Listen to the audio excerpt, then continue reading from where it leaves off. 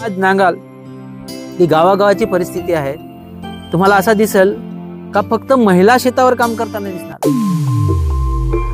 आज पालघरची जर तुम्ही परिस्थिती नांगाल तर फार म्हणजे रडायची परिस्थिती आहे, अशी भयान परिस्थिती आहे। आजूबाजूला तुम्ही 1 किलोमीटर एरिया आहे, तिथं पुढे गेलात की मुंबई वडोदरा एक्सप्रेस हायवे सुरू आहे। ह्या बाजूला तुम्ही 2 किलोमीटर गेल्यानंतर तुम्हाला बुलेट ट्रेनचा प्रोजेक्ट दिसतोय। तेच बरोबर रेल्वेला लागून अजून एक रेल्वे काढायला लावलेली आहे आणि या सगळ्या एरिया आदिवासींचा आहे, पण आदिवासींची संमती नाही, ग्रामसभेची परवानगी नाही, काहीच नाही। हम करे सो कायदा, आदिवासी संस्कृती परंपरा, त्याची देवस्थान सगळं उजाडून टाकलेलं आहे। काही वस्तू डोंगरच्या डोंगर खसवायला लावलेल्या आहेत की ज्याच्यावर आदिवासी हजारो वर्षापासून जगत आलेला आहे, ते सगळं खतम करायला लावलेलं आहे। हा जो जमीन मालक आहे तो उद्याचा फक्त लेबर होणार आणि कोणाच्या तरी भांडी घासणार, कोणाची तरी गटार साफ करणार, अशीच त्याला काम। कारण संसाधन संपलं त्याचं, जंगल जमीन हातातून निघून गेलेली आहे। तो पुढचं भविष्य काय जगणार आहे ही परिस्थिती त्याच्यावर ओढवलेली आहे। आणि जी नैसर्गिक औषध वनस्पती होती, ज्याचं नॉलेज होतं आमच्या आदिवासी माणसाला, ते हळूहळू खतम झालं, कारण त्याला आश्रयच मिळाले नाही। तुम्ही करता हे चुकीचं आहे, सतत त्याला चूक दाखवण्यात आली। आमच्या शेतामध्ये पूर्वी बाजरी होती, नागली होती, आज नागली बघायला मिळत नाही। करतो, मेहनत करतो, थकतो आणि हा थकवा घालवण्यासाठी पूर्वी त्याच्याकडे घरी एखादा बनवलेली ताडी असायची, दारू असायची, तो एखादा कप घ्यायचा। त्या पूर्वी आमच्या शेताला फार फेदूर असायचा, माहिती ना फेदूर, हा जे प्लवंग असतं ते ग्रीन कलरचं। तर हा सगळ्यात जास्ती नायट्रोजनचा सोर्स आहे। त्यात नायट्रोजन आपण खतम करून टाकला, सुपला उज्ज्वला खावरुना, ते सगळं मरून गेलं। आता तर कोणाच्या शेतात फेदूर होतच नाही, मग ते भात कसा काय चांगला होणार। आजही आदिवासी माणसाची हॉस्पिटलमध्ये डिलिव्हरी झाली महिलेची, तर तिची नाल आहे, तिचा जो वर आहे, जे काय बाहेर पडतं ते डस्टबिन मध्ये टाकला जात नाही, ते घरी आणलं जातं आणि ह्या जमिनीत गाडलं जात। म्हणून 9 महिने पोटात आम्हाला आमची आई पोसते आणि त्याच्याशी जी नाळ जोडलेली असते ती नाळ परत आमच्या ह्या धरती मातीच्या पोटात आम्ही ठेवतो आणि हे आम्ही नातं सांगतो ह्या जमिनीशी। म्हणून आम्हाला ह्या जमिनीबद्दल प्रेम आहे की 9 महिने मी आईच्या पोटात त्या नाळेच्या माध्यमातून श्वास घेतला, जगलो, पण आता पुढचं जे लाईफ आहे, माझी नाळ कुठे गाडले, मातीत गाडलेली, आणि म्हणून ह्या मातीशी माझं नातं आहे। आणि म्हणून आदिवासीला दुःख तेव्हा होतं जेव्हा त्याच्या हातातून जमीन निघून जाते। अनेक गोष्ट तुम्हाला गावात, म्हणून मी नेहमी उदाहरण सांगतो, पूर्वीच्या आदिवासीचं एक गाव, एक राज्य असायचं, त्याच्या हर एक गरजा तिथल्या तिथे पूर्ण व्हायचं। जागोच्या जागी कोणावर अवलंबून राहायची गरज नाही की हर एक गोष्ट तुम्हाला शेतासाठी जे वस्तू लागतील ते गावात, तुमच्या गावातच घर बांधणारा माणूस पण तुमच्या गावात, नांगर बनवणारा पण तुमच्या गावात, टोपली विणणारा, पाट्या विणणारा पण तुमच्या गावात। तुम्हाला बाजारात जाऊन पैसे काय, फक्त बांबू नेऊन द्यायचे, त्याला दिवसाचं जेवायला द्यायचं, तो बनवून देतो तुम्हाला, है ना। घर बांधायचं असेल तर 10-20 लोक जमले का तुम्हाला ठोकून टाकून झालं, है ना। लग्न करायचे, धवलेरी आहे, सवासीन आहे, भगत आहे, गावातच आहे, तूर आहे तुमच्या गावातच आहे, हर एक गोष्ट गावातच उपलब्ध होती ना। बाहेरच्या जगावर अवलंबून राहायची गरजच नव्हती, कोणाकडे जाऊन मुहूर्त बघायची गरज नाही, कोणाला जाऊन बाहेरून आमंत्रण करत द्यायची गरज नाही। म्हणून आपली धवलेरी गाणं सांगताना काय सांगतं, यारे डांड ढोले यारे देवा आमचे रे बालाची लग्न लावा, म्हणजे ते आमची मुलं आहेत, त्यांची लग्न लावायची, त्यासाठी देवानं आवाहन करते, माझी ड्युटी आहे, है ना। मी खूप मोठी प्रिस्ट आहे, मी कोणीतरी मोठा धर्मगुरू आहे, असं तिची हे नव्हती।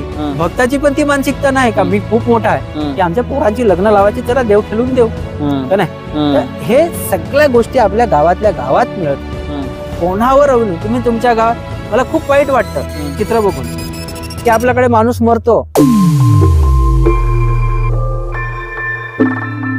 माझं नाव डॉक्टर सुनील पराड, माझं शिक्षण BMS झाला, स्वतःची प्रॅक्टिस सुरू केली।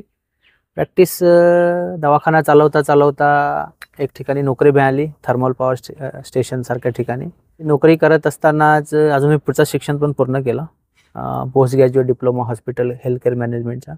जवळजवळ 9 वर्ष सर्व्हिस झाली, पण समाजाचं थोडंसं वेळ होतं, त्या समाजाच्या कामामध्ये सोबत गेलो गेलो। शिक्षण आणि नोकरी करता करता थोडी समाजाबद्दलची आवड होती, तसं घरची परिस्थिती बेताचीच, पण शिक्षणाचं पाठबळ धरून मिळालं, त्याच्यामुळे मी शिक्षण पूर्ण करू शकलो डॉक्टरकीचं। पण एक मनामध्ये समाजसेवेचं थोडंसं हे होतं. त्यातल्या त्यात मी कोण हा माझ्या डोक्यामध्ये पडलेला नेहमीचा प्रश्न होता. माझं अस्तित्व ह्या पृथ्वीवर काय आहे, मी कोण आहे. मग हे शोधत असताना असं लक्षात आलं की लोक कोणीतरी मला आदिवासी म्हणून सांगतात. म्हणजे आदिवासी एक्झॅक्ट काय आहे, तर त्या थोडासा आपण स्वतःला ओळखला पाहिजे, नांगला पाहिजे. हे करता करता काही ग्रंथ आम्ही वाचलं, मी नांगला त्याच्यात का आहे, कसा आहे, आदिवासीचा अर्थ नेमका काय आहे. तर नंतर लक्षात आला की बाबा जो काही समाज इतर समाज आहे त्याच्यापेक्षा आदिवासीचं जगणं फार काही वेगळं आहे. तो एक निसर्गाचा एक भाग आहे आणि ह्या निसर्गाशी जोडून जगत आलेला आहे. आणि ती आदिमतेची लक्षणं माझ्यात दिसली. मला समजून आलं की नाही, माझं हे जे पुस्तकी ज्ञान आहे ते फार वेगळं आहे, माझं ॲक्च्युअल जगणं आहे ते खूप वेगळं आहे. मग मी थोडा माझ्या पूर्वजांकडे विचार करायला गेलो की बाबा कशी जगत असतील लोक, काय असेल पूर्वीचं जग. आजचं जे मॉडर्न युग आहे ते फार वेगळं आहे, परंतु थोडं बॅकडेटेड जाऊन आलं. आणि त्याच्यात मग मला एक्झॅक्ट शोध लागला की मी कोण आहे, ते एक वारली कम्युनिटीमधून बिलॉंग करतो. आणि आज ज्या गावामध्ये आपण बसलेलो आहे ते गंजाड गाव आहे. तर गंजाड गाव जर आपण विचार केला तर वारली जे काय आहे, तसं वारली चित्र फार जुनं आहे, याचा इतिहास खूप 10,000 वर्षापूर्वीचा आहे. परंतु एक पार्श्वभूमी अशी ह्या गंजाड गावातून लाभली की जीवा सोमामशासारखे एक महान चित्रकार होऊन गेले आणि एक चित्र हे साता समुद्रापार पलीकडे गेले आणि एक वेगळी ओळख ह्या आदिवासी समूहाला मिळाली ते चित्राच्या माध्यमातून. आणि म्हणून तेही गोष्ट माझ्या कम्युनिटीशी बिलॉंग करते आणि तोही मग माझा क्युरिओसिटीचा एक भाग बनला की वारली चित्र म्हणजे नेमकं काय, आणि त्याचाही मी शोध घ्यायचा प्रयत्न केला. मग लक्षात आलं की हे चित्र नाही आहे, ही एक लिपी आहे, एक भाषा आहे. आणि जेव्हा भाषेचा उगम झाला नव्हता, बोली भाषा, तेव्हा लोक खुणेच्या माध्यमातून जी सांगायची ते एक एवढी जुनी ही बोली भाषा आहे. आणि मग लक्षात आलं, तर हे मला कधीही लक्षात आलं की ही भाषा आहे की लोक सांगतात चित्र काढायची, पण जर तुम्ही वारली चित्रांचा बेस घेतला तर तुम्हाला लक्षात येईल, जर सवासींचं जर तुम्ही विचारलं तर तुम्ही काय करता, चौक, तर चौक काढता असं नाही सांगत, त्याचा काय सांगतात, चौक लिहितो. तर लिहिण्याची जी कला आहे ती अजूनही त्यांच्या शब्दामध्ये जिवंत आहे की आम्ही चौक लिहितो. आणि एक म्हणून ह्या गोष्टी त्याच्याशी जोडून आल्या. आणि हे करत असताना जसं संस्कृतीचा थोडा मी शोध घेण्याचा प्रयत्न केला, माझ्याबद्दल मी जाणण्याचा प्रयत्न केला, आदिवासी म्हणून नेमकं काय आहे, मी कोण आहे. त्या मी कोणच्या शोधात मला बरेचसे प्रश्न अजूनही अनुत्तरित आहेत, पण मी जे काही शोधायचा प्रयत्न केलेला आहे. मुळात आदिवासी जर आम्ही विचार केला, दोन गोष्टी आपण जर जोडायचा प्रयत्न केला तर आपल्या लक्षात येईल काय, वारली चित्र हे एक आदिवासीला रिप्रेझेंट करतं किंवा त्याला एक ओळख निर्माण झालेली आहे जगामध्ये. तुम्ही जर असं चित्र बघितलं तर लोक सांगणार, हा अरे हे आदिवासी आहे कोणतरी. तर ते लक्षात आलं. तर ह्या ज्या जमिनीवर की ह्या भूभागावर राहतोय, तर मी थोडा बॅकडेटेड जाऊन विचार करतो की हे मॉडर्नायझेशन, हे जो विकास झाला नसेल तेव्हा आम्ही कोण असू, ह्या जंगलामध्ये राहणारे आम्ही माणसं कोण असू, हा थोडा विचार माझ्या डोक्यात आला. आणि मग ते थोडंसं उलगडत गेलं की आज जी विकासाची परिभाषा आणि आज ज्या स्थितीवर आज आमचा समाज येऊन पडलेला आहे, तर अतिशय भयान वाटतं की म्हणजे डोळ्यासमोर जो अंधार आहे ना तो दिसतोय. की पूर्वीच आम्ही जग बघतो जेव्हा आम्ही तारप्यावर नाचायचो, आम्ही कोळी खायचो, नवा भात खायचो, मनाला वाटेल त्या पद्धतीने जगणं हे स्वच्छंद जगणं होतं, स्वतंत्र जगणं होतं. पण आता ते जगणं तसं राहिलेलं नाही. आज हर एक गोष्ट रिस्ट्रिक्टेड झालेली आहे, त्याला काहीतरी बंधन आलेले आहे. की पूर्वीचा आमचा आदिवासी समाज जो जंगलामध्ये त्याला वाटेल तिथे फिरायचा, वाटेल तिथे शेती करायचा, असं कुठलं बंधन नव्हतं की ही एक टायटलची जमीन आहे, ह्याच्यावर 7-12वर कोणाची तरी कंपाऊंड आहे, असं नव्हतं पूर्वी. पूर्वी काय होतं की शिफ्टिंग कल्टिवेशन होतं, म्हणजे त्याला काय सांगतात की स्थलांतरित शेती होती. एक जो काही कुटुंब किंवा ते कुटुंब समूह असेल 5-6 कुटुंब, ते एका ठिकाणी फार 15-20 वर्ष ह्याच्यावरती राहायची नाही, ती सतत स्थलांतर करायची आणि त्यामुळे मुबलक प्रमाणावरती शेती होती. आणि जेव्हा आपण स्वातंत्र्याचा विचार करतो, बाकीच्या गोष्टीचा विचार करतो, कुळ कायद्यांचा विचार करतो, असं लक्षात येतो की आमचं जे स्वातंत्र्य होतं ते तिथे हरवलं गेलं. की नवीन नवीन जे कायदे आले त्याच्यामध्ये आम्हाला बंधनात ठेवलं गेलं, की जे स्वतंत्र होतं ते आमच्यातलं संपलेल. की स्वच्छंदेने आपण कुठे जंगलात आता फिरू शकत नाही, त्याच्यामध्ये फॉरेस्टचे कायदे आले, रेव्हन्यूचे कायदे आले, महसूलचे कायदे आले, ही जमीन सरकारी, ही जमीन गुरचरांची आहे, ही जमीन महसूलची आहे, ही जमीन फॉरेस्ट आहे. पण आम्हा आदिवासी लोकांना कुठे माहिती होतं ही जमीन कुठल्या टायटलची आहे. तेव्हा आम्ही लोकांना उदाहरण सांगतो, वाघ जसा जंगलात हिंडतो किंवा एखादा बैल जर जंगलात हिंडतो तर तो टायटल नाही बघत आहे की मला चरायचं कुठे आहे, तो आपल्या पद्धतीने जगत असतो. आदिवासीचं जगणं तेच होतं. पण आज आम्हाला बंधन आलेले आहेत की इथे जायचं नाही, तिथे जायचं नाही, ही यांची जमीन आहे, ती त्यांची जमीन आहे. मग आम्ही विचार करतो खरोखर आम्ही आदिवासी आहोत का? मग आदिवासी असण्याला काय आहे, आमची टेरिटरी, आमची जो भूभाग आहे किंवा आमची जी जमीन आहे ती आमची राहिलेली नाही. आता त्याच्यावरती वेगवेगळे प्रकारचे तुकडे तयार झालेले आहेत. तर म्हणून मला एक सांगायचं आहे, रामदयाल मुंडांचा मला नेहमी तो शब्द खूप आवडतो, नाचेसी बाची, म्हणजे नाचेल तो वाचेल. पण माणूस नाचतो कधी, जेव्हा माणूस खुश असतो, आनंदी असतो. आणि आज आमच्या भागातला नाच बघतो तर कोणी तारपा नाचताना दिसत नाही, कोणी ढोलावर नाचताना दिसत नाही, कोणी काहली वाजवत नाही, कोणी पावी वाजवत नाही, कोणी धुमशा वाजवत नाही. ते कधीतरी आता दिसतंय, अशी गोष्ट झालेली आहे. तर मला तो प्रश्न निर्माण होतो की पूर्वी लोक पुरा रात नाचायची, न सकाळी उठून शेतावर कामाला जायची. पण आजची परिस्थिती अशी आहे काय, आता ते दिसतच नाही. तर याच्या मागचा नेमका कारण मी जेव्हा व्यवसायाचा प्रयत्न केला तसा लक्षात आला काय, माणूस खुश नाही आहे.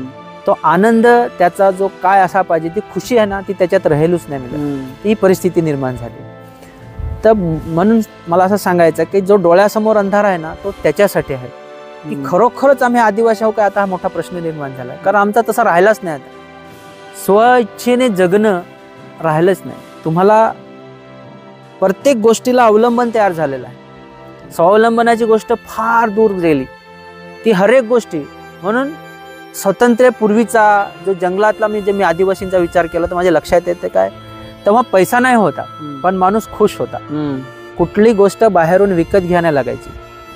सगळं जे तुम्हाला शेतात पिकवता येईल, खाता येईल, ते सगळं मिळायचं. तुम्हाला तेल मसाल्यापासून हर एक गोष्ट, कारण तुम्हाला तेलाची गरज का होती, तुमच्याकडे मोहाटे, खुरासन, शेंगदाणा सगळा तुमच्या शेतावर होता. गरजेला लागली तर मसाला तर तुम्ही तुमच्या पलाटात, तुमच्या काय म्हणता आपण त्याला राब, त्याच्यामध्ये आपण मिरच्या लावायचो. सगळं म्हणजे हर गरज आपली पूर्ण होत होती. तर अशी परिस्थिती निर्माण झाली. या स्वातंत्र्याच्या काळानंतर असं वाटायला शिक्षण आम्हाला फार वाटतं की बाबा शिक्षण दिला पाहिजे. पण आज जी 75 वर्ष झाली स्वातंत्र्याची, पण शिक्षणाच्या बाबतीत पण विचार केला, आज आमच्या भागामध्ये आश्रमशाळा सुरू केल्या. तर अशी परिस्थिती निर्माण झाली. आश्रमशाळा आल्या खऱ्या, जो मूळ होता शेतात राबणारा आपला माणूस, ते बारीक पोरांना शाळेत टाकला खरी गोष्ट आहे. त्याला 10वी पर्यंत शिकवला, 12वी पर्यंत शिकवला. पण मोहरपजान परत प्रश्न निर्माण झाला. आता तो मूळ होता पोर, पहिला शाळेत नाही जायचा, शेतात काम करायचा, तो मजेन आवाज जायचा. पण आता फुल पॅन्ट आली तर त्याला लाज वाटायला लागली, मी शेतात कसा जाऊ, मग शेत लावायचा कोण, ही परिस्थिती निर्माण झाली. एवढा शिकून पण आजचा आम्ही टक्केवारी सांगू ना तर पोरा BA झाली, MA झाली, MCOM झाली, चांगले शिक्षण झाला, पण नोकरीच्या नावाने बोंब. मग शिकायचा काय मोठा प्रश्न पोरांसमोर निर्माण झाला. त्यामुळे बेरोजगारी भयानक वाढली. ना शेतीबद्दलचा ज्या प्रेम होता आपल्या माणसाचा त्या पण कमी झाला. मी काय शेतात जाऊ, मी तर ओढा शिकेल, मला हसतील लोक, हे त्याच्या डोक्यात झालं. त्याच्यामुळे तो मग एक स्टेटस जपा लागला. माझा काम नाही ते शेतात उतरायचा, ती हा ना अनपढ आपली लोक ती करतील, मी तर शिकेल आहो ना, मी एवढा डिग्रीवाला, मी केला शेतात जा. त्यामुळे शेतीबद्दलचा प्रेम कमी झाला. मग मजबुरी काय ना असे लोक, मी कंपनीत कामाला जाईल, त्याला भलेही महिन्याचं 8-10 हजार रुपये मिळत हवं, पण त्याला काय स्टेटस आला असा, मला शेतात नाही काम करायचा, फुल पॅन्ट घालायची, डबा घ्यायचा, पैसा मिळत का नाही मिळत, पण MIDCत जायचा, कुठेतरी जायचा ना, हिंडून यायचा का, मी तर पालघरला जाणवलो, मी तर बोईसरला जाणवलो. अशी परिस्थिती आपल्या लोकांमध्ये निर्माण झाली. त्यामुळे आपोआप जी लागवडीची शेती होती किंवा जंगलाबद्दलचा जे ज्ञान होता त्या संपत गेला. आणि म्हणून प्रश्न निर्माण झाला का आम्ही खरोखरच आदिवासी आहोत का नाही आहोत. तर आता सगळं हाताची निघत चाललं. तर ही भयानक परिस्थिती शिक्षणाच्या बाबतीत पण आहे. आश्रमशाळेत आम्हाला शिक्षण देत खरोखर गोष्ट आहे, पण पुढे रोजगाराच्या संधी नाही आहे. आणि माणूस दोन्हीकडून तुटला गेला. आता ना धर तो गावातला राहिला ना तो शहरातला राहिला, मधल्या परिस्थिती. आणि हालत अशी झाली का तुम्ही आज नांगाल की गावागावाची परिस्थिती आहे. तुम्हाला असं दिसेल का फक्त महिला शेतावर काम करताना दिसणार, तुम्हाला पुरुष फार कमी रेअर दिसणार. पुरुष काय स्टेटसच्या नावाखाली फक्त कंपनीकडे चाललं, बाकी शेतीचं काम बाकीची काम आहेत ती महिलाच जास्ती प्रमाणात दिसतात. तर या आजच्या परिस्थितीमध्ये जो आदिवासी इलाका आहे, जे आपण सांगतो की वारली चित्र इथून आली, बाकीच्या गोष्टी आहेत, जंगल आहे, पण परिस्थिती फार भयानक आहे. त्याचबरोबर आदिवासींसाठी बरेचसे कायदे सरकारने केले, मान्य आहे. आता एक चांगला कायदा आहे FRAचा, फॉरेस्ट जे काय प्लॉट 2005-06 जो कायदा आला की आदिवासींना जंगलाचा अधिकार मिळाला पाहिजे. FRA जो फॉरेस्ट राईट ऍक्ट आहे ना, तर जंगलाचा अधिकार मिळाला पाहिजे, ही गोष्ट बरोबर आहे. पण जंगलाचा अधिकार देत असताना त्याच्यात पण फार गडबड आहे की जंगल हजारो वर्ष झाली आदिवासींनी राखलेलं आहे, त्याचा वापर करत आलेला आहे. पण सरकारी नियमानुसार काय फक्त 10 गुंठ 20 गुंठ एवढाच नावाचा पट्टा दिला जातो. मग प्रश्न असा निर्माण होतो की आमच्याकडे गाई गुरं आहेत, ती आम्ही चारायची कुठे, बकऱ्या न्यायच्या कुठे. त्याच्यात पण सरकार एकीकडून कायदा करून आमच्यावर रिस्ट्रिक्शन आणायचंच काम करतो असं वाटतं, जी मुक्तता असायला पाहिजे. कारण कायद्यात तरतूद दिली आहे की आदिवासींवर जो ऐतिहासिक अन्याय झाला आहे तो आम्हाला दूर करायचा आहे, की त्यांचे अधिकार आम्हाला त्यांना द्यायचे. पण अधिकार देत असताना त्याच्यामध्ये बंधनं पण भरपूर घालली जातात की नाही फक्त आहे ना तुम्हाला जमीन कसलेली जमीन असेल, आवली असेल तेवढाच तुम्हाला मिळणार, मग बाकीच्या जंगलावर अधिकार सांगायचा नाही. मग त्यासाठी रिस्ट्रिक्शन, म्हणजे तिथे पण आमची परत ससे होलोपट सारखी झाली. म्हणजे कायदा असून पण फायदा नाही अशी परिस्थिती. त्याचबरोबर दुसरा कायदा त्याने 1996 आणला, पेसा कायदा. त्याची खूप वाहवाही करीत गेली का नाही आता आदिवासींना स्वयंशासन, म्हणजे त्यांच्या पद्धतीने ते जगू शकतात, त्यांच्या संस्कृती परंपरा ते सगळं जपू शकतात असं ते कायद्यात तरतूद आहे. पण ऍक्च्युअल मध्ये इम्प्लिमेंट जी काही जमिनीवर त्याची ही व्हायला पाहिजे ती कुठंच होताना दिसत नाही. ग्रामसभेला अधिकार दिलाय, पण ग्रामसभेचा अधिकार कसा वापरायचा ह्याच्याबद्दल लोकांमध्ये जनजागृती बिलकुल नाही. आज 25 वर्ष होऊन गेले. 1996 कायदा झाला, 25 वर्षापेक्षा जास्त काळ झाला, पण ह्या कायद्याची अंमलबजावणी नाही. आणि म्हणून ज्या क्षेत्रात आपण राहतो त्याला भारताच्या संविधानाचं 244 कलम लागू आहे. अनुसूचित क्षेत्र त्याला सांगितलं जातं. पेसा कायदा जो काय लागलेला आहे ते 5th शेड्यूल म्हणजे 5वी अनुसूची आहे त्याच्या अंतर्गत लागलेला आहे. आणि तिथल्या ज्या जमिनीचा अधिकार आहे हा तिथल्या आदिवासी लोकांचे, अनुसूचित जमातीच्या लोकांचा अधिकार आहे. पण आज पालघरची जर तुम्ही परिस्थिती सांगाल तर फार म्हणजे रडायची परिस्थिती आहे, अशी भयान परिस्थिती आहे. आजूबाजूला तुम्ही 1 किलोमीटर एरिया तिथं पुढे गेलात की मुंबई वडोदरा एक्सप्रेस हायवे सुरू आहे. ह्या बाजूला तुम्ही 2 किलोमीटर गेल्यानंतर तुम्हाला बुलेट ट्रेनचा प्रोजेक्ट दिसतोय. तेचबरोबर रेल्वेला लागून अजून एक रेल्वे काढायला लावलेली आहे. आणि या सगळ्या एरिया आदिवासींचा आहे, पण आदिवासींची संमती नाही, ग्रामसभेची परवानगी नाही, काहीच नाही. हम करे सो कायदा, आदिवासी संस्कृती परंपरा, त्याची देवस्थान सगळं उजाडून टाकलेलं आहे. काही वस्तू डोंगरच्या डोंगर खसवायला लावलेल्या आहेत की ज्याच्यावर आदिवासी हजारो वर्षापासून जगत आलेला आहे, ते सगळं खतम करायला लावलेलं आहे.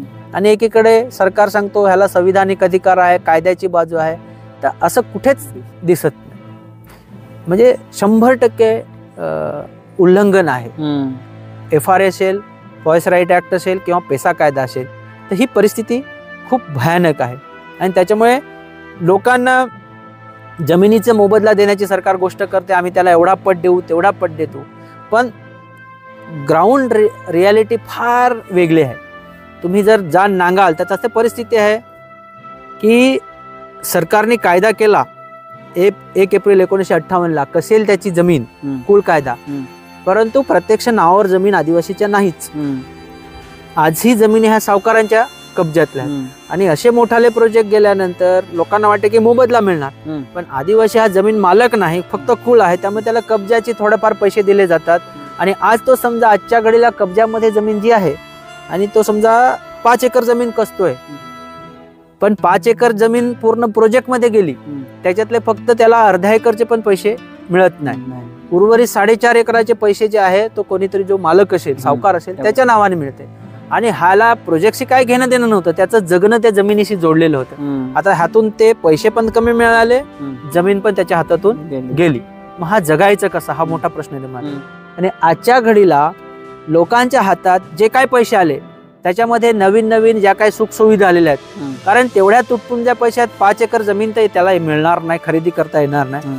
मग ह्या मॉडर्न युगामध्ये लोकांना मोबाईलचं नाद आहे, कोणाला मोटरसायकली घ्यायचा नाद आहे, चांगली घर, मग त्याच्यातच पैसा संपला.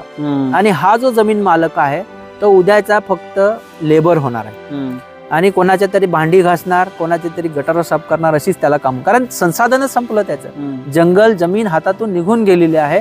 तो पुढचं भविष्य काय जगणार आहे ही परिस्थिती त्याच्यावर ओढवलेली आहे. म्हणून खूप परिस्थिती भयान आहे.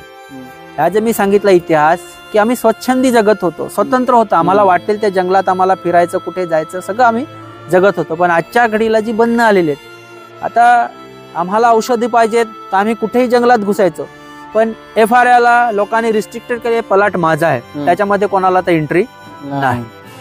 तर ह्या परिस्थिती निर्माण झालेल्या आहेत. आणि म्हणून हे जे चित्र सुरू आहे ते आदिवासी अस्तित्व संपण्याच्या मार्गावर आहे. कारण जर तुम्ही तुमची जमीन लॉस केली किंवा तुमची घालवली तर तुम्ही टिकणार कशावरती, जगणार कशावरती. त्या अनुषंगाने तुमच्या संस्कृती परंपरा आपोआपच संपणार आहे. आणि त्याच्यात भरीसभर पालघर जिल्हा हा पूर्वीचा ठाणे जिल्हा होता, एकत्र आदिवासी जिल्हा म्हणून ओळखला जायचा. बाजूला मुंबई सारखं मेट्रो सिटी आहे आणि त्यामुळे शहरीकरण एवढ्या झपाट्याने चाललेलं आहे की विरार पासून ते डहाणू पर्यंत आता लोकल धावायला लागलेले आहे. आणि बाहेरच्या गोष्टी भरपूर साऱ्या येत आहेत. सांगितलं तसं कायदा आहे, आदिवासींच्या जमिनी तुम्हाला खरेदी विक्री करता येत नाही, कायदा आहे. परंतु आज जे बेकायदेशीर बांधकाम झालेलं आहे ते कोणाच्या जमिनीवर उभं आहे, मग सरकार ह्याच्यावर काय करणार आहे का? शेवटी सरकार पण त्या लोकांचीच बाजू घेते. आदिवासी गरीब माणूस कुठल्या कोर्ट कचेरीमध्ये भांडणार आहे? थोड्याशा पैशासाठी त्याला लालचमध्ये ठेवून त्याची जमीन, 1 गुंठा जमीन घेतली असेल तर 1 एकर लिहून घेतली जाते आणि त्याच्यावरती धनाढ्यशाहीने कब्जा केला जातो ना. आदिवासी देशोधडीला लागतो आणि हा शहरीकरण वाढलेला आहे. आज तुम्ही बघत असाल डहाणू पट्टा असेल, बोईसर असेल, पालघर असेल, ह्या आजूच्या रेल्वेच्या मला वाटतं 10 किलोमीटरच्या एरियामध्ये शहरीकरण खूप झपाट्याने होतं. आता कोणा राज्यवाद्याला नाही बोलायचं, पण जे शहरीकरण झालेलं आहे, जी मुंबईची लोक होती ती हळूहळू ग्रामीण भागाकडे यायला लागली. चाल सिस्टम सुरू केलेली आहे, ती झोपडपट्टीकडे निर्माण होते. जी काय सेवा गरज आहे हे लोक स्वस्त मिळते म्हणून जी पूर्ण मुंबईचा जो लोड आहे तो आज आदिवासी पट्ट्यामध्ये आलेला आहे. आदिवासींची तुटपुंजी जमीन, आता उदाहरणासाठी सांगायचं झालं तर मी आमच्या गाव जवळचं एक गाव आहे वानगाव म्हणून, तिथे कोमपाडा एक पाडा आहे पूर्वेला. हे कोम जे आडनाव आहे हे आदिवासीचं आहे. पण आज जर तुम्ही त्या कोमपाड्यात गेलात तर मला वाटतं 2 घरं आदिवासींची असतील, बाकी बाहेरच्या लोकांची वस्ती झाली. म्हणजे सांगायचं उदाहरण असं एक उदाहरण आहे की आडनाव फक्त ते राहिले कोमपाडा, पण वस्ती ही बाहेरच्या लोकांची. फक्त 2 घरं तिथे आदिवासींची आहेत आणि आज बाहेरची वस्ती. म्हणजे सांगायचं की तिथला जो मूळचा आदिवासी होता तो कुठेतरी तिथून हुसकावून लावला गेला किंवा काय तरी साईडला झालेला आहे. ही परिस्थिती निर्माण झाली ना. हे हर एक गोष्टी तुम्ही बघाल ह्या विरार पासूनच्या ह्या डहाणूच्या पट्ट्यामध्ये तर हे तुम्हाला सर्रास लक्षात येईल. तर ही परिस्थिती ह्या विकासाच्या नावाखाली आदिवासींच्या जमिनी हातातून निघून चाललेल्या आहेत. आणि भयानक असं चित्र, जो आदिवासी खूप चांगल्या पद्धतीने इथे जीवन जगत होता, आज संसाधन नसल्यामुळे, कारण जसं मी सांगितलं की स्वच्छंदी जगत होता, त्याला जमिनीची काही कमी नव्हती. पण आज काय झालं, कुळ कायदा आला, रिस्ट्रिक्टेड जमीन झाली. आता 2 एकर जमीन आहे, त्याच्यामध्ये ती पंजोबाची 2 एकर जमीन होती, त्याच्यानंतर आजोबा आला, त्याच्यानंतर माझे वडील आले, त्याच्यानंतर मी आहे. तर ती 2 एकर जमीन त्या कुटुंबाला पुरणार नाही. आज कुटुंबाचा विस्तार झालेला आहे आणि दुसरी जमीन तर कुठे शिल्लक नाही. त्याला सगळीकडे रिस्ट्रिक्शन झाले. ही फॉरेस्टची जमीन आहे, ही गुरचऱ्यांची जमीन आहे, ही सावकारांची जमीन आहे. आदिवासी जाणार कुठे, ही परिस्थिती. आणि संसाधन नसल्यामुळे ती एवढीशी जमीन आहे, 2 एकरामध्ये जर 2-3 पिढ्या गेल्या त्या जमीन तर तेवढीच राहिलेली आहे आणि ती मूळ त्याची जमीन आहे ती कोणीतरी हिसकावून घेतलेली आहे. आणि परिस्थिती अशी निर्माण झाली की आता त्याला कुठेतरी कोणाकडे जाऊन काम करण्याशिवाय पर्याय उरलेला नाही. जगायचं आहे, मग जगायचं कसं, त्या शेतीवर तर आपण जगू शकणार नाही. तर ही परिस्थिती ओढवलेली आहे. अशी भयानक स्थिती आहे. तुम्ही आरोग्याच्या बाबतीत विचार कराल तेही तसंच आहे.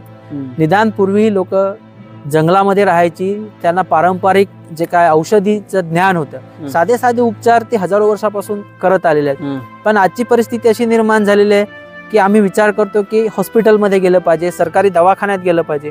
पण तुम्ही ज्या सरकारी दवाखान्यात जाऊन हालत बघाल तिथे डॉक्टर नाहीत, नर्स नाहीत, असला डॉक्टर तर औषधं नाहीत, संसाधन नाहीत, बाकीच्या गोष्टी. ह्याच्यामध्ये करायचं काय?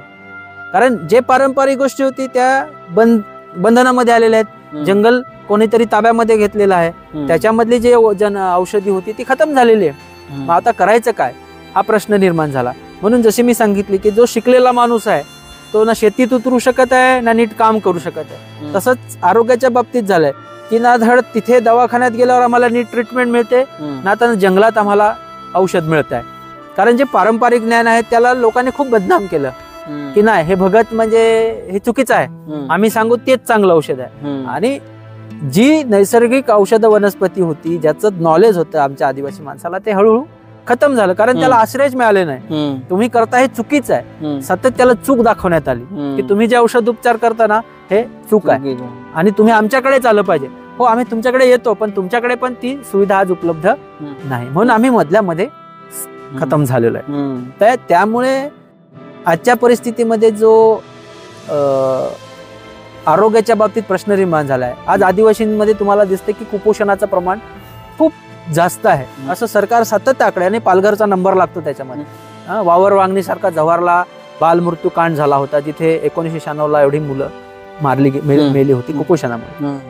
तर हे काय आहे ह्याच्या मागचं सरकार किंवा ज्या एजन्सी आहेत त्या अभ्यास न करता उपचार करायचा प्रयत्न करतात.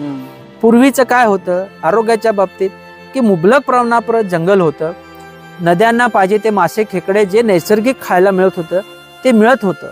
पण आजकाल बंधन असल्यामुळे तो माणूस तिथपर्यंत जाऊ शकत नाही.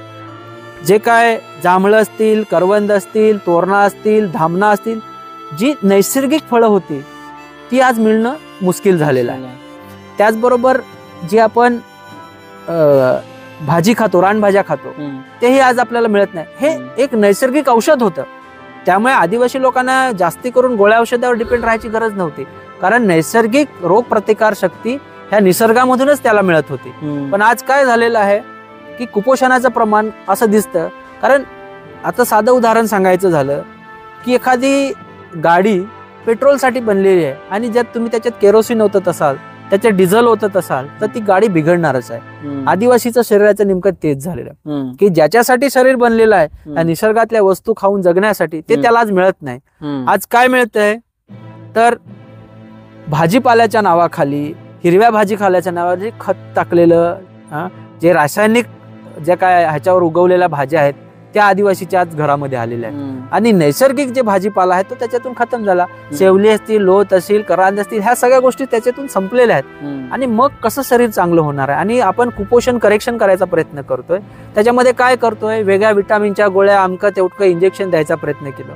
मी नेहमी सांगतो की मला सर्दी झाली तरी आम्ही दोन दिवस औषध घ्यायला कंटाळा करतो. आणि ते लहान लहान 6 वर्षाचं 5 वर्षाचं पोर आहे, तुम्ही त्याला सकाळ संध्याकाळ गोळ्या द्यायचा प्रयत्न कराल तर तो कुठल्या खुशीमध्ये खाणार आहे आणि रोज खायच्यात त्याला. आणि अशाने कुपोषण दुरुस्त नाही होणार आहे. आणि त्याच्यात वाईट असं वाटतं की आमच्या भागामध्ये आज असं परिस्थिती निर्माण झालेली आहे की वेगवेगळ्या धार्मिक आणि हे जे सत्संग बुवाबाजी लोकांचं खूप फॅड सुरू झालेला आहे. आणि जो आदिवासीचा हाय प्रोटीन डाएट होता, नैसर्गिक म्हणजे प्रथिने ज्याच्यातून मिळतात ते म्हणजे अंड असेल, मासे असतील, कोंबडीचं चिकन असेल, मटन असेल, तर बरेच लोक आरोळे देतात आदिवासी भागात शाकाहारी बनव. अरे शाकाहारी बनवू काय करणार, प्रोटीन कुठून मिळणार तुम्हाला, एनर्जी येणार कुठून, ताकद पाहिजे ना. आणि तुम्ही त्याला शाकाहारी घासफूस खायला सांगता ते काय सांगतात, आता सांगायचं नाव नाही, ते नाशिकहून जो भाजीपाला येतो जो एवढा एवढा कोबीचा गड्डा येतो जो किती खतावर तयार केलेला असतो आणि त्या खाऊन त्याच्या शरीरामध्ये काय तयार होणार. आमच्या शेतामध्ये पूर्वी बाजरी होती, नागली होती, आज नागली बघायला मिळत नाही. आणि नागली हा सगळ्यात मोठा सोर्स आहे लोहाचा, आयनचा. आज ते आमच्या अन्नातूनच गायब झालेला आहे. नागलीची भाकरच दिसत नाही. तर आपण अन्न कुठून कर. आजी भात जे पेरलं जातंय ते भात कुठून येतं तर ते एखाद्या महको सारख्या कंपनीतून बीज असतं ते येते. नैसर्गिक जी रक्तशाळी होती म्हणजे लाल तांदूळ होता तो पण आमच्या जीवनातून गायब झालेला आहे. मग अजून प्रोटीन मिळणार कुठून आहेत, ही परिस्थिती आहे. हे करेक्ट करायच्या ऐवजी सरकार काय करतंय, प्रोटीनचे औषधं बाटल्यामध्ये किंवा इंजेक्शन घेऊन येते. तर त्याच्याने कसं काय होणार आहे, हा मोठा प्रश्न आहे. आणि म्हणून आरोग्याची ही परिस्थिती आहे. तर करेक्शन होताना दिसत नाही, उलट परिस्थिती खूप भयानक होते. आणि वाईट अजून याच्यात सांगतो की पूर्वी खूप सारे जंगल होते, त्यामुळे मोहाची झाडं होती, खुरासणीची झाडं होती, हे सगळं नैसर्गिक हे मिळायचं. आणि आज माणूस जो आमचा लेबर झालेला आहे, मजूर झालेला आहे, त्याला हार्डली 200 ते 300 रुपये मजुरी भेटते. दिवसभरामध्ये 8 तास 12 तास काम केल्यानंतर कुठेतरी बिगारीवर जातो, काम करतो, मेहनत करतो, थकतो. आणि हा थकवा घालवण्यासाठी पूर्वी त्याच्याकडे घरी एखादा बनवलेली ताडी असायची, दारू असायची, तो एखादा कप घ्यायचा. पण आता असं झालेलं आहे की तुमच्या गावपाड्यामध्ये बियर शॉप आलेला आहे. तो मेहनत करून माणूस येतो, समोर नाक्यावर त्याला बियर शॉप दिसतो, त्या आणलेल्या 200 ते 300 रुपयातला तो पैसा तो त्या बियर शॉप मध्ये घालवतो. त्याने 200 रुपये मजुरी आणली असेल, 300 रुपये आणले असेल, तर 150-200 रुपये त्याच्यामध्ये. त्याच्यात ही मित्र भेटले तर त्याच्याहून जास्त. तर घरी जाताना त्याच्याकडे 50 रुपये पण शिल्लक राहत नाही. आणि आपण काय अपेक्षा करू शकतो, ते कुटुंब सुधारणार आहे. तो घरच्या अन्नासाठी खर्च करणार आहे, औषधांसाठी खर्च करणार आहे, की मुलांच्या शिक्षणासाठी, ही परिस्थिती आहे. तर ह्या गोष्टी पण समाज म्हणून आपल्याला समजून घेतल्या पाहिजेत. ही परिस्थिती खूप भयानक आहे. जर आपण कॅल्क्युलेशन केलं, अभ्यास केला, तर आपल्या लक्षात येते की मेहनतीमध्ये कमी नाही, मेहनत करतोय, पण केलेली मेहनत जर थकून आला आणि समजा त्याच्या घराच्या किंवा गावाच्या एंट्री पॉइंटला जर बिअर शॉप दिसत असेल त्याला, तर मन त्याचं तिकडे वळते आणि पैसे आपोआपच कमवले तिकडे जातात. म्हणून ऑब्विसली एक दुसऱ्याला गोष्ट ती धरून आहे की ज्या व्यसनाधीन झाला तर पैसे दारूमध्ये जाणार आणि गरिबी कधीच कमी होणार नाही. तर ही परिस्थिती रोजगाराच्या बाबतीत, आरोग्याच्या बाबतीत आहे, शिक्षणाच्या बाबतीत पण तेच भयान अवस्था आहे. आज सरकार RTA सारखा कायदा आणतो, 8वी पर्यंत पास. जिल्हा परिषद मध्ये पट संख्या नाही म्हणून शाळा बंद करायला लावलेल्या आहे. 8वी पर्यंत पास, ते मास्तर जातात पण नाही शाळेत. त्या पोराला आज 5वी 7वीच्या मुलाला स्वतःचं नाव लिहिता येत नाही, ही परिस्थिती आहे. ABCD इंग्लिशी मुळाक्षर तर फार दूरची गोष्ट, बीजगणित तर जमतच नाही. आणि ह्याच्यातून 8वी फक्त तो फार तर शिकला, सही शिकणार आहे, ह्याच्यावरती त्याला लिहिता वाचता नीट काय येत नाही. आणि शेवटी 8वी पर्यंत पास झाल्यानंतर 8वीला पास जरी झाला तरी 9वीला दुसऱ्या जे एखाद्या शाळेत गेला तो हमखास नापास. आणि असा नापास झालेला पोरगा परत मजुरीकडे जाणार. आणि एकीकडे सरकार सांगतो आम्हाला हे मुलांना शिकवायचं. आता 8वी पास झाल्यानंतर संस्थेच्या शाळेत ज्याला मुलांना ऍडमिशनला वर्ग नसतात, कारण ऑलरेडी त्यांचीच पोरं असतात, ते त्यांनाच ऍडमिशन देतात. आपण आश्रमशाळांचा विचार केला तर त्यांचा पहिलीपासूनचा जो पट चालू होतो तो 8वी 9वी पर्यंत तोच चालतो, नवीन तुकडी काय निर्माण होत नाही. मग अशा वेळेला जी जिल्हा परिषदची मुलं शिकतात त्यांना कुठे वर्ग मिळत नाही. आणि मजबुरी काय नाही, शेवटी शाळा सोडावी लागते. आणि सरकार काय सांगतो की 6 ते 14 वर्षाच्या वयोगटातील मुलांना सक्तीचं आणि कंपल्सरी त्यांना मोफत शिक्षण. पुढे शिकणार कसं? तर ही परिस्थिती पण आज आदिवासी पट्ट्यामध्ये आहे. तर हे अतिशय भयानक चित्र आहे आदिवासींच्या बाबतीत. त्याचं जंगल गेलेलं आहे, त्याची जमीन गेलेली आहे, त्याची संस्कृती संपलेली आहे, वेगवेगळ्या गोष्टी हवी होत चाललेल्या आहेत. त्याची जी स्वावलंबी परंपरा होती, म्हणून मी सुरुवातीला सांगितलं काय पैसा नव्हता तेव्हा पण आदिवासी खूप सुखाने जगत होता. नाची से बाची, जो आदिवासी त्या टायमाला रात्र नाचायचा का, त्याच्यामध्ये आनंद होता. आज त्याचा आनंद हरवलेला आहे आणि मजबूर म्हणून तो जगतोय. ही परिस्थिती आपल्या समोर ओढवते. तर ह्याच्यातून मार्ग कसा काढायचा आहे, तर ह्याच्यासाठी जे पूर्वीचं स्वावलंबी जीवन होतं ह्याचा मी कधी कधी विचार करतो की कमीत कमी गरजांवरती जो आपला माणूस जगत होता, की त्याच्यामध्ये आपल्या आदिवासी लोकांना जे पण गरजेच्या गोष्टी होत्या त्या आपल्या परिसरातच उपलब्ध होत्या त्या. पण मला एवढं सांगायचंय, स्वावलंबन फार काही करू शकला नव्हता, पण जो खर्च, जे ऑब्झर्वेशन राहिलेलं आहे आपल्या लोकांचा, आजच्या आदिवासी इथला जो समाज आहे ह्याचा खर्च कुठे जास्त होतोय, तर लग्नासारख्या जे आपले समारंभ आहेत त्याच्यामध्ये कर्ज काढून लोक लग्न करतायत. आणि आपली परिस्थिती असो नसो, पण समोरच्याने एवढ्या हजाराचा मंडप केला होता तर मी एवढ्या हजाराचा त्याच्यापेक्षा मोठा करेन. पण पूर्वीचं तसं नव्हतं. पूर्वीचे लग्न काय आहे, गाव सगळा सोबत येऊन मदत करायचा. लग्नाचा मांडव पण असेल तो जंगलात जायचा, ते चांगलं पोगं तोडून आणायचं, सगळ्या मिळून सगळा ते काय असेल ते मांडव करून द्यायचा. अशी पूर्वीची परिस्थिती होती. त्यामुळे 20,000, 40,000, 50,000चा मांडव करायची गरज नाही होती. तुम्हाला आजच्या घडीला लगीन करायचा सांगला काय, डीजे पाहिजे. हा डीजे वाला किती पैसे घेतो, 30,000, 40,000, 50,000 रुपये. पूर्वी तसा नाही होता. पूर्वी गावातलं वाजंत्री होतं. एक मदत म्हणून ज्या काय मिळला 500-500 रुपये दिलं तर दिलं, नाही दिलं तरी काय लोकांची एवढी मागणी नाही होती. ज्या असेल त्याच्यात आपलं भागून घेऊ, आपले पोरांची लग्न करायची. तर त्याच्यात स्वावलंबन होता. तुम्हाला बाजारावर अवलंबून राहायची गरज नाही होती. की ज्या पण आहे त्या तुमच्या तिथं मांडव पाहिजे. जंगलात गेलं, चांगलं सागाचं पोगं, भेंडीचं पोगं तोडलं, इनाचं काय मांडव सजला, पावली टाकली, मांडव झाला. डीजेची गरज नाही होती. तुम्हाला तुमचा आडवा तूर असेल, धुमशा असेल, जे पण वाजयंत्र असेल, तारपा आणा, काय आणा, तुम्हाला नाचायचे त्या हिशोबान नाचा. पण आता अनुकरण बाहेरचे ही परिस्थिती निर्माण झाली. त्यातल्या त्यात लगीन लावायचा तर जसं मी सांगला काय, वेगवेगळे लोक पंथात धर्मात इकडे तिकडे गेलं. त्यामुळे कोणी आहे तो ते पद्धती असेल तर तो निरंकारवाल्याचा एक लगीन लावेल, कोणी असेल तो ख्रिश्चन वाल्याचा लावेल, कोणी फार शिकला असेल तो बामणाला लग्नात बोलवेल. पण पूर्वीचा तसा नाही होता. तुमच्या गावाची धवलेली असेल, त्याला वहारला की 3 दिवस तुमच्याकडे काम करून गेल, पोरांची लग्न लावून देईल, काय नाही तुम्ही खुशीने दिलं तेवढा घेईल. तिथं पण स्वावलंबन होता. तुम्हाला 10,000, 15,000 रुपये खर्च करून कोणाला बाहेरचा माणूस वाहारायची गरज नाही. तर त्यातले त्यात तुमच्या ज्या काही गरजा होत्या त्या तिथल्या तसंच पुऱ्या होत होत्या.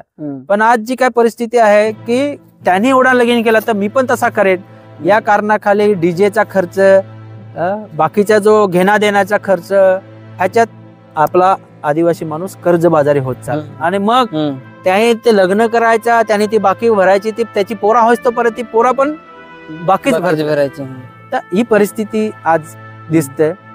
तर ह्या चित्र कुठेतरी बदलला पाहिजे. स्वावलंबनाकडे आदिवासी माणसांनी आला पाहिजे. ते थोडे पूर्वीचे दिवस आठवले पाहिजेत की पूर्वी पैसा टक्का नाही होता तरी पण आपला माणूस कसा जगत होता, कमीत कमी गरजेमध्ये. आज ज्या गरजा वाढल्या त्याच्यामुळे आहे नाही ते पण त्याच्या हातातून निघत चाललेलं आहे. तर बऱ्याच प्रसंगी असा पण होतो, नाही पोराचा लगीन करायचा, थोडीफार जमीन आहे ती पण विकून टाकायची की मला दाखवायचं आहे मी पण ओढा हे आहे.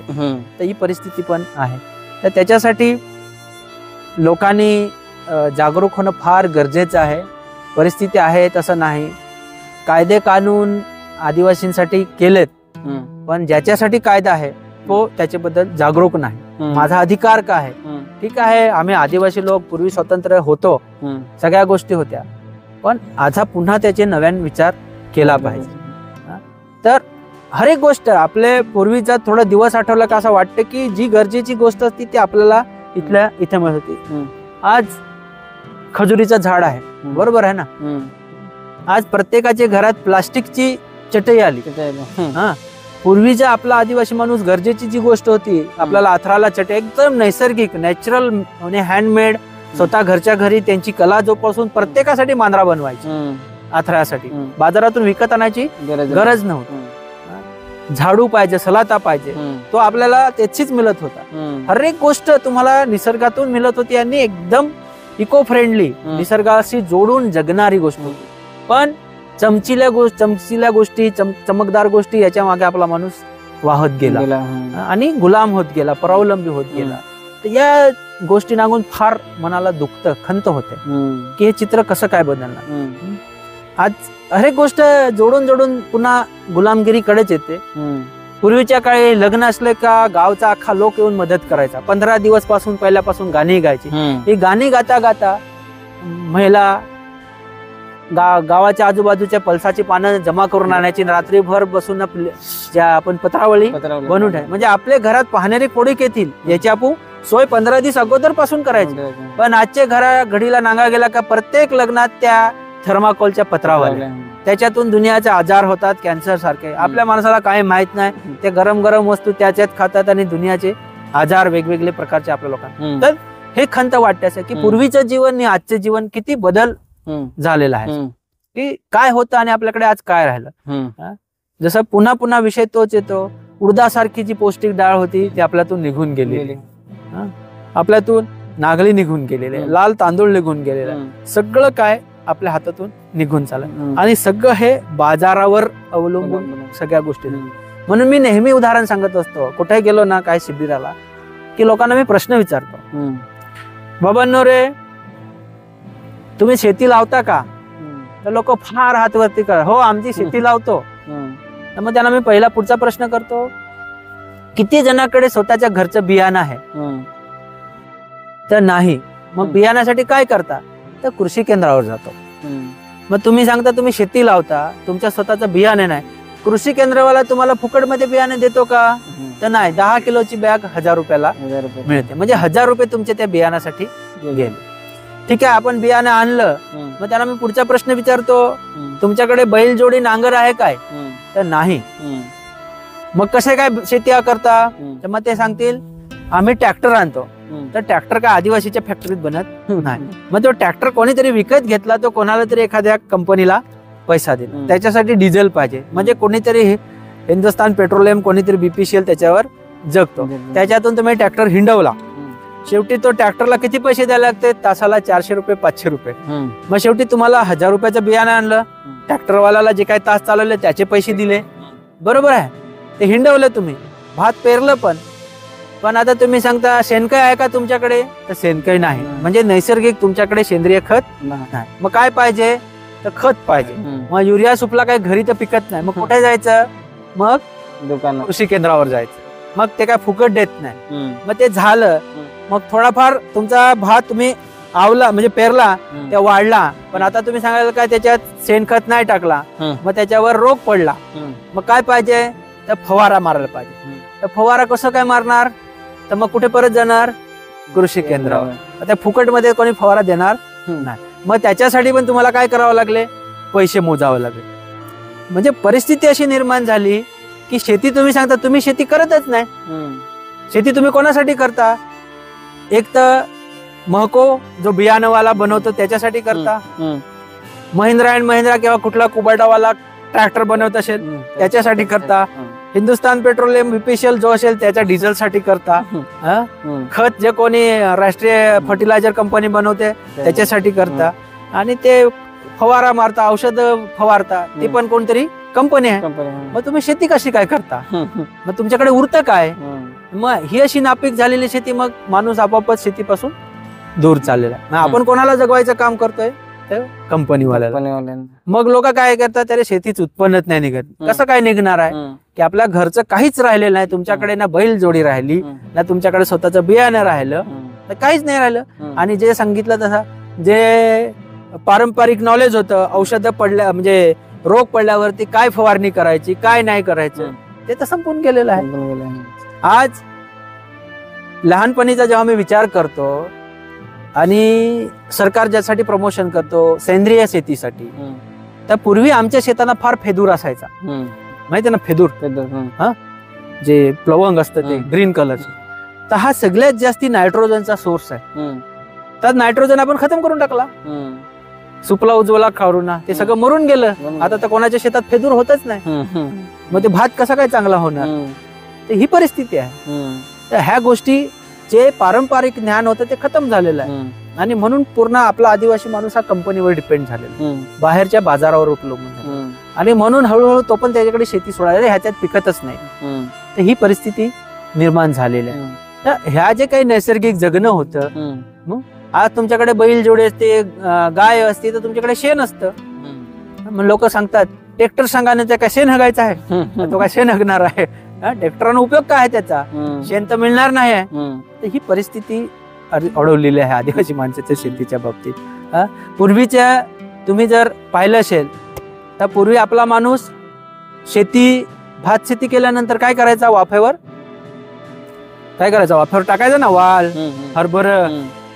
तर आदिवासी माणसाकडे ते नॉलेज पहिला होतं की दुबार शेती करायची, ती वाफेवर शेती केल्यानंतर जो काही वाल आहे, उडीद आहे किंवा मूग आहे किंवा हरभरा आहे, ते हे लेग्युमिनस प्लांट मध्ये येतात.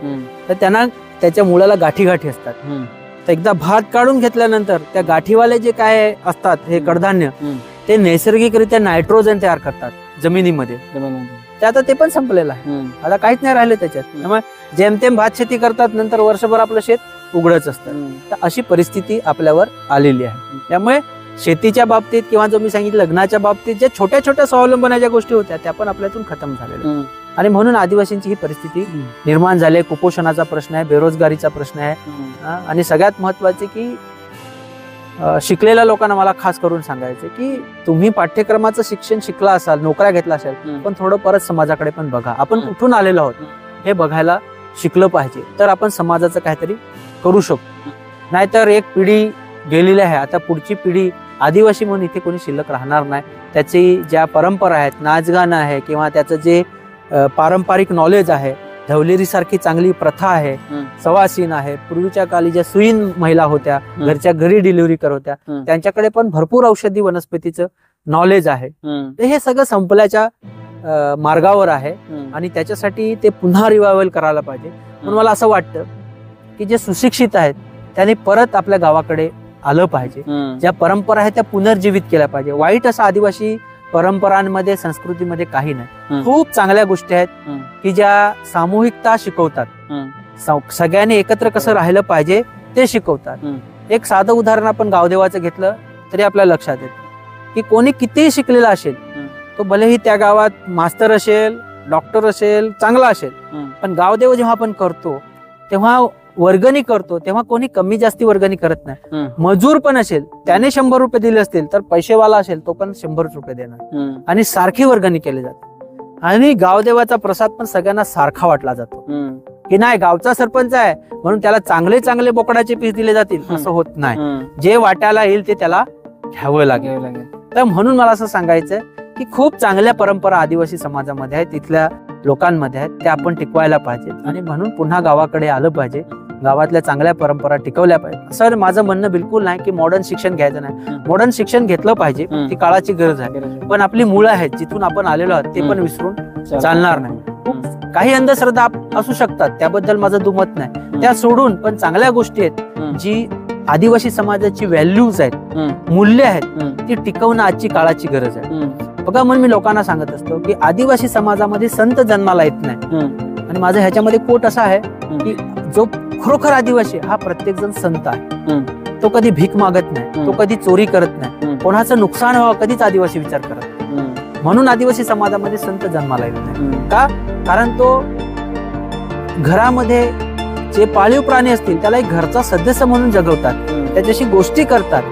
जंगलातला वाघ जरी असला तरी तो आमचा दुश्मन नाही आहे, तो आमचा कोणीतरी सोबती आहे आणि म्हणून आपण त्याचा रिस्पेक्ट करतो. लोकांच्या मनामध्ये मिसकन्सेप्ट आहे, चुकीची भावना आहे का आदिवासी म्हटला की तो शिकारच करतो, असं नाही. त्याचा शिकारीचा काळ वेळ ठरलेला आहे. सगळ्या प्राण्या मात्राचा तो सन्मान करतो. घरट्यामध्ये जर पिल्लं असतील तर त्या पाखराला मारलं जात नाही, ते कारण त्याला तेवढी जाणीव आहे. हा जर आम्ही पाखराला मारलो तर पिल्लं उपाशी मारणार आहे. म्हणून त्याचा ठराविक काळ वेळ असतो. म्हणून जेव्हा एखादं प्राणी जननशील असतं किंवा पिल्ले जन्माला घालतं तेव्हा त्याची शिकार केली जात नाही, एवढी आदिवासीला समज आहे. आणि आदिवासींमध्ये ही मूल्य खूप आधीपासून आहे. म्हणून ह्युमन बिईंगचा रिस्पेक्ट हा आदिवासीमध्ये आहे. म्हणून आदिवासीमध्ये सतीसारखी घाणेरडी प्रथा नाही की एखाद्या महिलेचा नवरा मेल्यानंतर तिला जिवंत जाळणं हे आदिवासींना माहितच नाही. म्हणून आदिवासीमध्ये हजारो वर्षापासून विधवा पुनर्विवाह आहे. एक नाही, दोन नाही, जिला ज्या महिलेला वाटेल तिच्याशी ती विवाह करू शकते. ही आदिवासीमध्ये प्रथा आहे हजारो वर्षापासून. त्याचबरोबर आमच्याकडे ज्या धवलेरी लग्न लावणं हे विधवा असतात. जर आम्ही विधवांना आधीच मारून टाकलं असतं तर आमच्याकडे विधवा उपलब्ध झाल्याच नसतात. आणि हे आदिवासींची खूप चांगली मूल्य आहेत की चोरीसारखा प्रकार, कितीही गोष्ट पडलेली असेल अशी वस्तू, पण आदिवासी त्याला हात लावत नाही. अरे ती कोणाची तरी आहे, मी अशी उचलणार नाही. त्यामुळे आदिवासीमध्ये चोरीची भावना नाही. अशी कितीतरी आमच्या शेतामध्ये पलाट्यामध्ये काकड्या वाढतात, भोपळे वाढतात, जे फळं लागलेली असतात, पण कोणी तिथे घुसून चोरी करत नाही. त्या शेतावर कोणी नसेल तरी ते त्यांना विश्वास आहे की हे कोणी हात लावणार नाही. तर ही भावना आदिवासी लोकांमध्ये हजारो वर्षापासून आहे. तर ही मूल्य आदिवासीतली खतम होत चाललेली आहे. भीक मागण्यासारखी घाणेरडी प्रथा आदिवासी लोकांमध्ये. तुम्ही आदिवासी गावामध्ये जा, तुम्हाला सकाळी दारावर टकटक मारणारा कोणी भिकारी दिसणार नाही. आदिवासीमध्ये आंधळा पांगला लुळा असला तरी त्याला भीक मागायला पाठवलं जात नाही. तो एक आपल्या समाजाचा आपल्या घरचा हिस्सा आहे म्हणून गाव सांभाळतं त्याला कधीच कुठे भीक मागण्यासाठी घराबाहेर पाठवलं जात नाही. तो आपला घरचा सदस्य आहे. तो छोटं मोठं काय काम करेल पण करेल. असं नाही की एखादा आंधळा आहे एखाद्याला पांगळा आहे त्याचा विवाह होत नाही अशी गोष्ट होत नाही. त्यांचा पण विवाह लावून दिला जातो. असं पण आदिवासी समाजामध्ये. तर ही व्हॅल्यूज ह्या जी मोरल गोष्ट आहेत ती आदिवासीतली संपत चालली ह्याचं मला खंत आहे. आणि ती रिवायवल होण्यासाठी ज्या शिकलेल्या लोकांनी पुन्हा गावाकडे आलं पाहिजे ते जगलं पाहिजे. आणि म्हणून माझं एक व्यक्तिगत मत आहे आदिवासी इथे कुठलं लक्ष घेऊन आलेलं नाही की मला हे करायचं मला एवढी मोठी प्रॉपर्टी बनवायची. आदिवासी काय सांगतो ते मी इथे जगण्यासाठी आलेलो ह्या निसर्गासोबत मी जगणार आहे हे त्याचं जगणं असतं. म्हणून लोक सांगतात ना रे हे काय गरीब आदिवासी बिलकुल नाही त्याच्याकडे भरपूर सारं आहे सगळं मुक्त ह्याच्याने तो जगलेला आहे. आणि म्हणून ही जी आज मजबुरी काय झालेली आहे की आमची जी संसाधन आहेत ती बंदिस्त केलेली आहे त्यामुळे आमचं जगणं मुश्किल झालं. म्हणून आम्हाला मजबुरी का नसेल तर कुठेतरी कामाला जावं नाही तर आम्हाला ती कामाला जायची गरज नव्हती.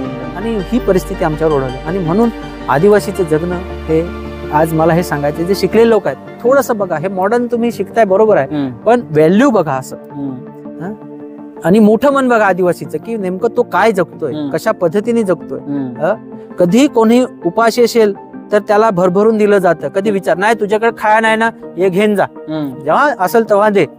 असं किलो मोजून दिलं जात नाही की मी तुला एवढे किलो दिलेले आहे तुम्हाला एवढं किलो रिटर्न दे की नाही ना तुझ्या घरात हे घेऊन जा है ना. उपाशी नको राहू.